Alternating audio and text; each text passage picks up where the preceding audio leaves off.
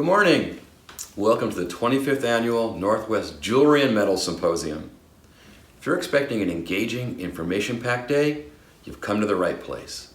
I'm Andy Cooperman, and I'm here to get things started. The Northwest Jewelry and Metals Symposium is a function of the Seattle Metals Guild. Seattle is an amazing place for creative people. Our metals community is a thriving and vibrant mix, an ally of makers and metal-minded people from all walks of life. Students, hobbyists, seasoned pros, goldsmiths, blacksmiths, fine jewelers, and conceptual art makers, we are all part of something special here in the Pacific Northwest. We love what we do, and we love to share it. Which brings us back to the symposium. We held our first symposium way back in 1994 in a basement room in the art building of the University of Washington. And with the exception of 1998, there's been a symposium every year since. That's 25 years, which makes this our silver anniversary. That's pretty cool. Now, if you'd like to know who's been part of this history, there's a link to a flip book listing our speakers year by year, along with images and other cool details. And also a link to a short video chat with some of the founders of the symposium. We scheduled lunchtime and breaks for you to browse around. Normally, I'd be speaking to the symposium audience from the stage of Seattle's Broadway Performance Hall, instead of from here in my echoey and somewhat noisy studio. But 2020 has been a year of challenge and a year of change. The bedrock seems to be shifting beneath our feet, and although those tectonic jolts have been tough and even devastating, the shifting ground may yet uncover some positive things. I've heard the words reset and reboot used to describe this crazy, volatile year. A reset can be a simple tweak or a sweeping transformation, like the alchemy of transmuting lead into gold. As makers, I think we understand the crucial role that change, both nuanced and alchemical, plays in what we do, even if we don't always welcome it. Moving from bricks and mortar to clicks and mortar is certainly not how we had planned to celebrate this important 25th birthday. But here we are in the new normal, and I'm just delighted that we can all be together and bring the symposium into the next quarter century. Pants or no pants. Our move to the cloud has allowed us to offer some brand new features. Things like Spotlight, a series of short, artist-made videos. Spotlight focuses on fresh and exciting voices from within and without the field of metals. This year's Spotlight presenters are Fun Lola Coker, Desmond Lewis, and Gabriel Moe. We're delighted to have them. Spotlight will be available anytime during the live symposium and until October 31st in the archive version as well. Each year, as speakers are selected and the symposium slowly comes to life, a theme often emerges. Now, though it may not be an officially promoted theme, we share it with our speakers. They aren't required to address it, but those that do often comment that knowing the theme helped guide them as they built their presentations. It shouldn't come as a surprise that this year's theme is transformations. Even though we've transformed from bricks to clicks, some traditional features of the symposium have come along, like our silent auction. You'll find it here on the symposium page. The auction opened at 12:15 this morning, symposium day, and will close at 11:45 p.m. Pacific tomorrow, Sunday, October 11th. Just click, look, fall in love, and bid. You never know what you'll find on the tables of the silent auction. You'll also find a link to a page of organizations that we feel are doing important work in the outreach, community building, and education spaces. Definitely something you'll want to take some time with and hopefully support. There's a link to our sponsor page where you'll find information about the businesses that have contributed to the symposium, along with our generous donors. Their contributions have helped to make the day affordable for everyone. We gratefully acknowledge their support. At the bottom of the page is the symposium's statement of purpose, and importantly, an acknowledgement of our debt to the indigenous peoples of the Northwest. Although you're watching me on video, most of the symposium will be live streamed. Now, we've worked really hard to make this as glitch-free as possible, but we know there's a kraken or two in these uncharted waters.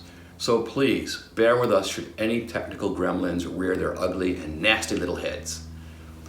There are also some strange and quirky features of this hosting site that we just have not been able to navigate around. Just know that they are there. Now I'll be back in a few minutes with some important information about the day. But first, please stay with us for just a few minutes while Seattle Metals Guild President Jennifer Stenhouse shares a few words. And right after Jennifer, please take a moment with us while we honor Helene Pavula, a metalsmith and cherished teacher who we lost to COVID this year. Helene's program at Highline College was one of a kind and a pivotal fine jewelry program. I'll be right back after that. Here's Jennifer and then Molly Montgomery. Hi everybody, I'm Jennifer Stenhouse, President of the Seattle Metals Guild. Welcome to our first virtual Northwest Jewelry Symposium. 2020 has been an unprecedented year filled with unimaginable challenges and struggles for everyone. As a guild, the challenges have forced us to work and think differently about our world and find solutions to problems we didn't even know we had. But thanks to the foresight of our symposium committee, we're able to present you with this year's symposium. I want to sincerely thank everyone on the committee for surmounting the incredible obstacles to make the symposium possible, not only for our members, but for the broader audience around the world. And I want to thank the sponsors that help make the symposium affordable for our members and free for students. For the students, this is an investment in an educational tool for the future of our craft and our industry. I also want to thank the board, especially Helen Cowart, Mickey Lippy, and Lynn Vandenberg, for all their hard work this year. Since March, the SMG board has been working on other matters affecting our members. Realizing that some of our members are in vulnerable positions due to health and financial concerns, we made a decision to reallocate the money intended for the Emerging Artist Grant to an emergency relief fund. Many of our members are artists relying on sales, or teachers, or students just trying to make it through the year. We asked members for donations so we could help as many in need of assistance as possible, and boy did they come through. Because of their generosity, not only were we able to respond to the request for assistance, to every request for assistance, but we had enough funding that we haven't had to use any of the money from the Emerging Artist Grant. So I'm happy to announce there will be a call for entries in the November SMG newsletter for this year's Emerging Artist Grant. You can still contribute to the emergency fund, and the link is found on the SMG website. The events of 2020 have been overwhelming. We've had to face isolation, pandemic, fear of losing our livelihoods, homes, our loved ones, and then came wildfire. And many have had those challenges compounded by racial injustice and prejudices. But we're all in this together. You are not alone. We are a community that can make change happen. The symposium has always historically been a place for friends to gather, share stories, a place where everyone is welcome to learn and be inspired, because we are a community. I hope you enjoy the presentations this year. We look forward to the future and seeing you all in person again to celebrate together. Thank you for joining us, and enjoy the symposium.